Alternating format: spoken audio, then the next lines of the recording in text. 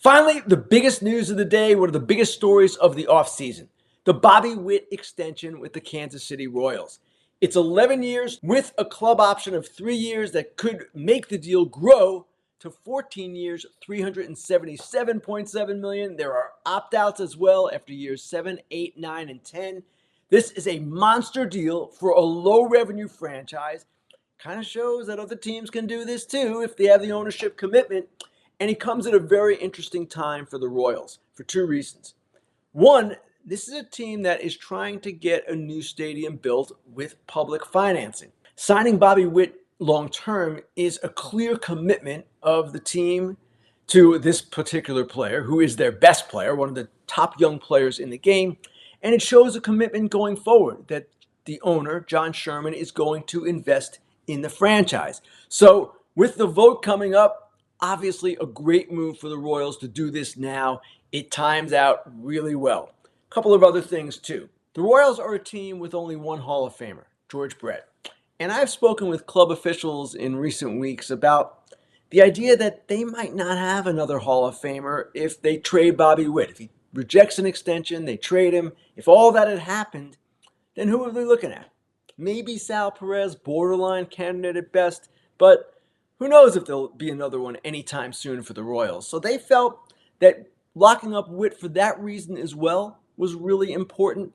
To understand just how important franchise builders can be, all they need to do is look across the street and see what Patrick Mahomes has done for the Kansas City Chiefs. Witt will now be the Royals' version of Mahomes. And this is a team that is intent on getting better. They've spent some money this winter. We'll talk about that later in the show as well with Waka and Lugo and Will Smith. They are trying to be a more competitive team. Great message that they send by signing Witt. Great commitment by him as well to the franchise and to the city. Just a win-win all around. I know these deals, of course, come with risk, but much less risky with position players of Bobby Witt's caliber than they are for starting pitchers or pitchers of any kind.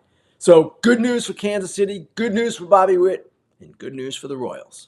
Next question comes from JP67, who asks, what team do you think will surprise everyone and be much more competitive than expected? I talked about this team in the opening segment. This team is the Kansas City Royals. And that's true, or it was true, even before the Bobby Witt extension. The Bobby Witt extension doesn't really change anything. Witt was going to be there either way.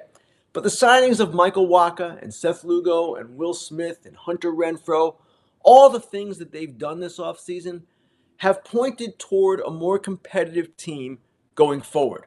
And that's a division, let's face it, that is kind of weak, right? Maybe the weakest in baseball. The Twins are starting to make some moves now, trying to get a little bit better, but they haven't done much this offseason. The Guardians are kind of spinning their wheels. The White Sox are still building. And the Tigers, too, they're starting to come, but they're in a building mode as well. So this is a time for Kansas City to maybe take a step forward. And we saw what Cole Reagans did after they acquired him for Aroldis Chapman. They want Waka and Lugo to stabilize the rotation. A lot's going to happen for this team to be good. We all know that. But yes, if you're asking which team I believe might surprise, it's Kansas City.